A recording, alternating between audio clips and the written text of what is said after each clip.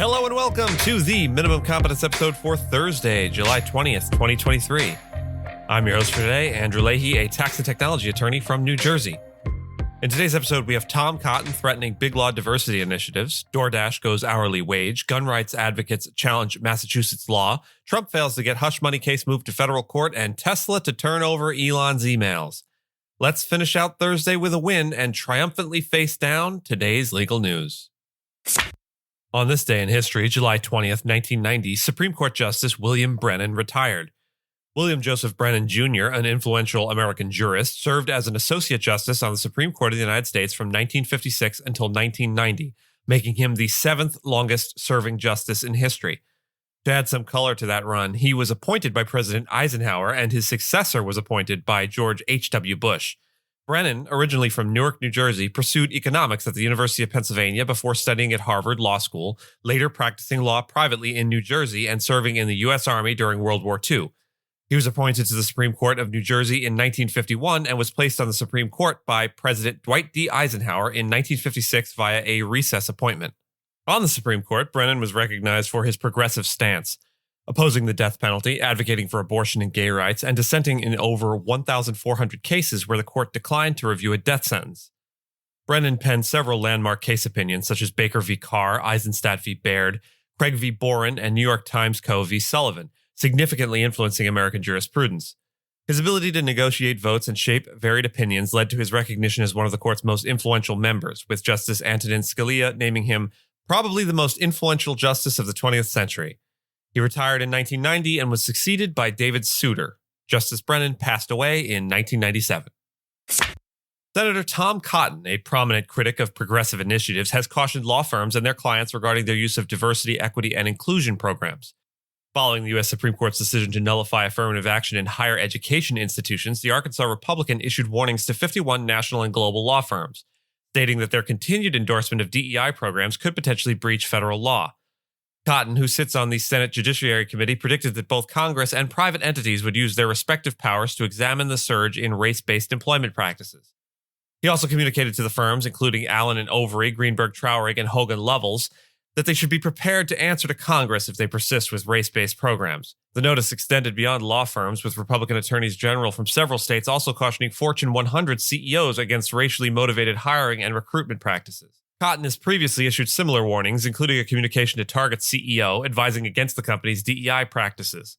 Alongside other Republicans, Cotton had issued a warning in November to the same law firms concerning the risks associated with their environmental, social, and governance practices.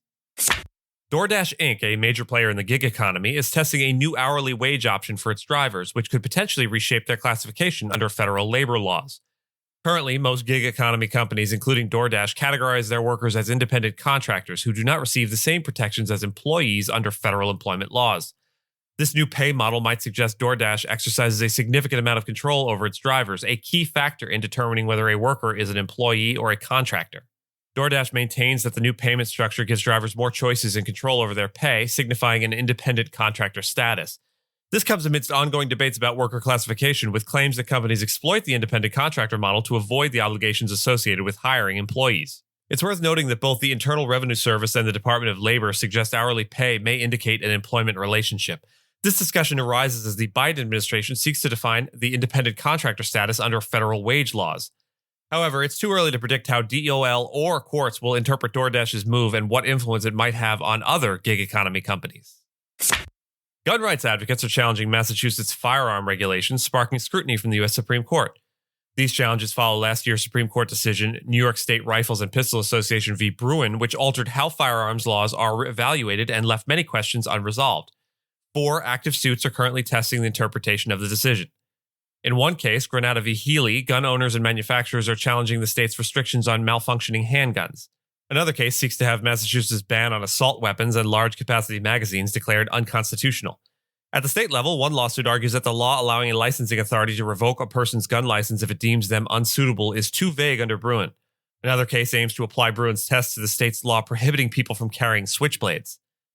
The Supreme Court has agreed to hear United States v. Rahimi, a case concerning the constitutionality of a federal law barring persons subject to a domestic violence restraining order from possessing guns. This case could provide more guidance on the implementation of Bruin.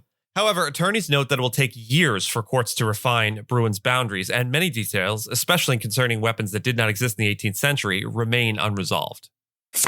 A judge has denied former President Donald Trump's attempt to move his criminal case from New York State Court to federal court. The case is related to hush money payments made to Stormy Daniels before the 2016 presidential election.